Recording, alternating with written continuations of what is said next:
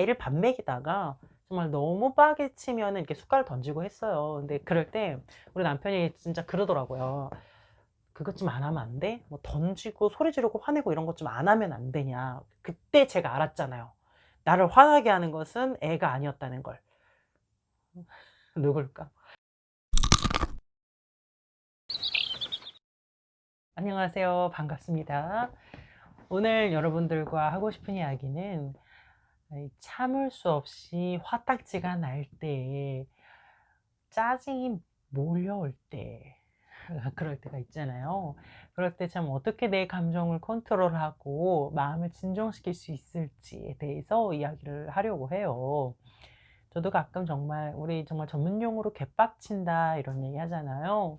그럴 때가 있어요. 근데 우리 같은 사람들은 누군지 모르겠지만, 범주가 어떻게 되는지 모르겠지만 굉장히 잘 표현하지 않죠. 자신의 어떤 감정을 남에게 잘 표출해내지 않는 우리 같은 사람들. 또 이렇게 굉장히 또 화를 그냥 삭혀버리는 경우가 있고, 그러면서 동시에 나에게 되게 잘해주는 사람, 나를 잘 받아주는 사람에게는 폭발적으로 자신의 감정을 이렇게 쏟아내는 경우가 있어요. 전혀 참지 않고 다혈질적으로 말도 막 하고 막 때려 부수고 던지고. 물론 제가 그랬다는 건 아니에요. 전 그렇지는 않아요. 아무튼 그런 우리 같은 사람들은 이 평소에 이 화라는 감정, 짜증이 날 때 이런 것들을 잘 컨트롤을 하는 방법을 익히셔야 할 텐데요. 일단 제가 가장 먼저 말씀드리고 싶은 건, 화가 날 때 그 감정을 죄스럽게 생각하거나 부정적으로 생각하거나 막 밀어내지 마시고, '아 그래. 화가 날 수 있지.' 하고 자기 자신의 화를 좀 수용해 줘야 돼요. 우리는 보통 어렸을 때부터 이렇게 짜증을 내거나 울거나 그러면 "울지 마 이 새끼야!" 어디다 대고 버르장머리 없이 짜증이야 막 이제 혼나왔단 말이죠. 감정을 좋은 것 나쁜 것으로 구분지어서 좋은 거는 이렇게 느끼게 하면서 안 좋다라고 판단되는 거는 되게 억압받아 왔단 말이죠. 근데 사실 안 좋은 감정이라는 건 없거든요. 다 필요해서 오는 거지. 나를 지켜야 함에 있어서 화라는 감정은 굉장히 필요한 거고, 때로는 되게 합리적이고 정당하거든요. 근데 그런 것들을 잘 컨트롤하지 못하고 쭉 억압만 받아왔다면, 진짜 화를 내야 할 때 화를 내지 못할 수 있고, 또 화를 안 내야 될 때는 쓰잘데기 없이 화를 갖다가 싹 다 모아 놨다가 엄한 사람한테 푼다. 그러기 때문에 내 감정을 먼저 받아주는 것이 중요합니다. 어렸을 땐 나는 수용되지 못했지만 지금은 내가 나라도, 나 자신이라도 받아줄 수 있는 거잖아.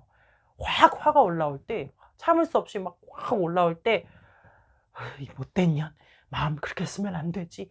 그게 아니라 오케이, 화날 수 있어. 이건 충분히 화날 수 있는 일이잖아. 누구라도 다 화가 날 거야. 아무리 봐도 화날 상황이 아닌 것 같은데 나 혼자 화가 나는 것 같으면은, 그래 네가 그동안 얼마나 화가 쌓여 놨으면은 이 정도의 일로 그렇게 화가 나겠니. 참 네가 그동안 많이 참았지 뭐. 다 이유가 있으니까 느끼는 거거든요. 그거는 부정당할 일이 아니라 이해하고 품어줘야 할 일이라고 생각을 해요. 그래야지 그다음에 컨트롤할 수 있는 거니까, 일단 첫 번째로는 나의 화나는 감정을 수용해라. 그렇다고 해서 내가 화를 상대방에게 표출하는 것까지 정당하냐, 이건 또 별개의 문제다. 화가 참을 수 없이 밀려오는 건 나의 문제지, 그걸 모두 다 상대방의 탓으로 생각할 수는 없거든요. 사실 손바닥도 마주쳐야 소리가 나지요. 상호작용에 있다라는 거를 우리가 기억을 해야 돼. 이게 왜 중요하냐면, 다 네가 인간 쓰레기라서 나를 화딱지 나게 하는 거야 라고 생각하면 사실 내가 화가 더 나요. 그리고 나를 위해서 인정할 건 해야 된다. 나를 위해서. 가만히 생각해 보면 나도 뭔가 제공을 하거든요. 그 사람이 지랄 발광을 할 때에 내가 뭔가 조치를 취하지 않고 이렇게 뭔가 계속 이렇게 화딱지가 나게 만드는 무언가가 있을 수 있지요. 물론 다 그런 건 아니겠지만 이걸 심도 있게 좀 살펴볼 필요가 있는데, 우리 인간은 참 자기 자신을 스스로 객관적으로 보는 거는 잘 안 돼요. 이건 상당히 성숙한 사람만이 이 미러링을 하는 건데, 이래서 사실은 상담받고 하는 거죠. 지금 내가 현재 할 수 있는 게 뭐가 있어? 그 인간을 바꿀 수 있느냐고. 이 일을 뒤집어 엎을 수 있느냐고, 내가 그 회사를 나올 수 있느냐고. 그러기 쉽지 않잖아요. 그렇다면 내 안에서 어떤 것을 바꿔나갈 필요가 있는 거죠. 내가 잘못해서 나를 고쳐야 된다는 뜻이 아니라 더 이상 내가 이 일에 크게 영향을 받지 않도록 뭔가 내 안에서 일어나는 그 다이나믹을 캐치하고 바꿔나갈 필요가 있다라는 거예요. 그러한 의미에서 세 번째로 말씀드리고 싶은 건, 내가 어떤 일에 화가 나는지, 내가 화가 날 때 어떤 행동을 하는지, 그리고 내가 거기에서 어떻게 빠져나오는지, 어떤 일명 그 패턴이라고 하죠. 분노 패턴, 그걸 아셔야 돼요. 그걸 스스로 분석하고 파악해야 되는데요. 어떻게 하시냐면, 내가 오늘 가슴이 콩닥거려서 잠을 못 자겠어. 화딱지가 나가지고 너무 열이 받아가지고 잠이 안 오실 때는요, 한번 생각을 촘촘하게 해보세요. 종이에 적든지 한번 촘촘하게 생각해 보세요. 나는 언제 화가 났는가? 누구의 어떤 말에서, 혹은 어떤 표정에서, 어떤 행동에서, 콕 집어서 촘촘히 생각해 보면 뭔가가 있거든요. 똑같은 말을 해도 어떤 사람은 이 A 지점에서 대폭발을 하고, 어떤 사람은 C 지점에서 대폭발을 하고, 어떤 사람은 F에서 대폭발한단 말이에요. 그게 내 안에 지금까지 내가 살아온 성장 배경과 어떤 과거에 의해서 차곡차곡 쌓여온 나라는 사람의 어떤 역사, 히스토리가 있잖아요. 거기에 딱 맞닿는 지점이 있는 거거든요. 그거를 파악해야 다음번에 미리 대비할 수 있는 거예요.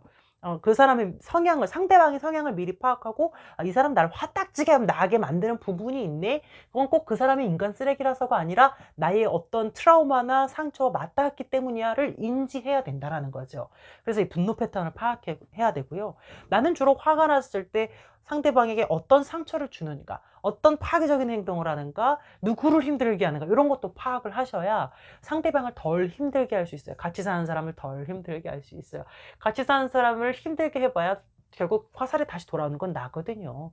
그래서 우리가 좀 남에게 덜 상처 입혀야 나도 스스로를 보호할 수 있는 거기 때문에 그런 것들을 고쳐 나가야 됩니다. 선생님, 전 절대로 고치지 못할 것 같아요.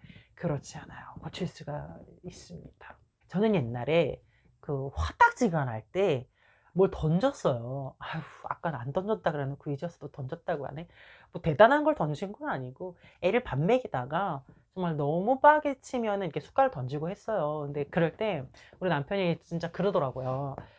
그것 좀 안 하면 안 돼? 뭐 던지고 소리 지르고 화내고 이런 것 좀 안 하면 안 되냐. 그때 제가 알았잖아요. 나를 화나게 하는 것은 애가 아니었다는 걸. 누굴까? 그래서 제가 그때는 이야기했죠. 제가 원래 상대방의 화를 진짜 안 내거든요. 그때 정말 손에 꼽아요. 근데 그때 얘기를 한 거예요. 내가 지금 애한테 화를 낸다고 생각해?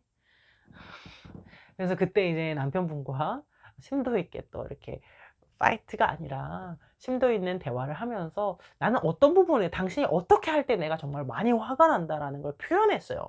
말로 파이트가 아니라 말로 표현하고, 남편도 이제 받아들이면서, 좋아, 내가 그런 부분 수정할 테니 너도 이렇게 화가 날 때 이런 행동을 하는 걸 고쳐줘. 오케이, 수용. 그래서 그때부터 진짜 노력하는 거예요. 이게요, 내가 폭발적으로 화를 내는 게 나와 함께 사는 사람들에게 어떤 데미지를 입히는지를 생각해야 돼요. 그리고 그걸 의지적으로 고쳐야 되거든요. 어떻게 고치냐면요, 저 같은 경우는요, 딱 화가 났을 때 시계부터 봐요. 지금 40분이야. 10시 40분인데 개빡쳤어. 그러면요, 11시까지 이제 생각을 정리하자.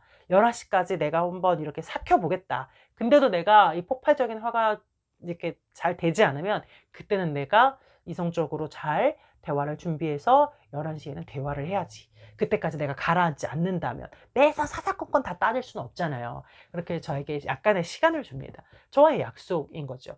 근데 그게 너무 폭발적이라 막 어떻게 안 된다 이러면 진짜 화장실에라도 가서 샤워라도 하든지, 아니면 이제 콜라라도 벌컥벌컥 마신다든지, 이렇게 내가 나의 폭발적인 화로부터 탈출할 수 있는 탈출구를 또 파악해야 되는 거예요. 이게 분노 패턴을 같이 파악하는 거죠. 나는 언제 화가 나는가, 화날 때 무슨 행동을 하는가, 그 화로부터 어떻게 빠져나오는가, 이걸 파악해서 나만의 방식, 이게 사람마다 다 다르잖아요. 어떻게 화에서 나오는지. 저 같은 경우는 시간을 정해놓고 그때까지 저를 이렇게 좀 참아내다가, 안 되면 대화로 조곤조곤 풀어나간다. 그 20분 동안 잘 정리하거든요. 어떻게 대화할지. 상대방을 해치면서 이렇게 상처 주면서 막 들쑤시면서 대화를 하면 결국 내가 더 힘들어진다는 걸 절대 잊어서는 안 돼요. 상대방을 탓하지 않으면서 객관적인 상황을 설명하고 이럴 때 내가 화가 난다. 나의 화라는 감정에 초점을 맞춰서 이야기를 해야지 상대방의 그 행동에 초점을 두고 이야기를 하면 비난받는 느낌이 들거든요. 그러면 그때부터는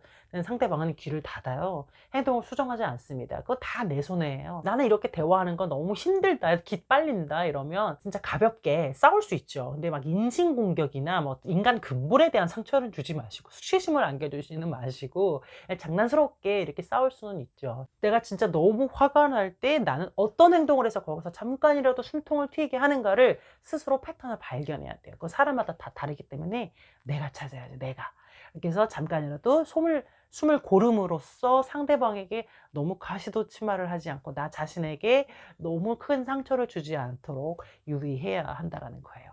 그다음에 마지막으로 이렇게 내향이냐 외향이냐에 따라서 자신의 폭발적인 감정을 컨트롤하는 방법이 다를 수 있는데, 외향이든 내향이든 분명한 건 그 감정을 배출해야 되거든요. 흘려보내야 돼요. 감정을 쌓아두는 게 아니라 배설할 때, 배출할 때 사라지거든요. 그거를 계속 소화를 시켜줘야지 또 이렇게 순환하는 거잖아요. 안 그러면 꽉 얹혀서 체해버린다고. 감정은 삭히는 게 아니라 이렇게 수용하고 내보내줘야 되는 거예요. 아, 내가 그런 감정을 느꼈구나 하고 받아들인 다음에 뭐 친구한테 털어놓든 혼자 일기를 쓰든 아니면 혼자 이렇게 노래를 부르면서 스트레스를 날려버리든 내 안에 있는 감정을 나만의 방식으로 이렇게 내뱉어서 흘러가게 해줘야 된다는 건데, 유의할 점은 내 친구나 배우자나 가족이나 내가 한 사람에게 유독 그걸 계속 쏟아내고 있다면 그 상대방이 자칫 잘못하면 감정 쓰레기통이 될 수 있기 때문에 내 어떤 배설물을, 감정의 배설물을 받아내는 전유물이 돼 버릴 수 있잖아요. 그런 걸 좀 주의하셔야 돼요. 그래서 여러 명을 두고 이야기한다든지 나도 그 친구에게 어떤 배설구가 되어 준다든지 이렇게 상호 의존적인 그런 관계로서 배설을 해야지 그냥 나만 막 그렇게 막 쏘아붙이면은 상대방이 지칠 수 있다라는 거. 이렇게 해서 여러분들 아 폭발적인 분노, 참을 수 없이 짜증이 날 때 슬기롭게 잘 대처하시길 바랄게요. 오늘 여기까지 하겠습니다. 웃음을 주는 따뜻한 상담사 오따였습니다.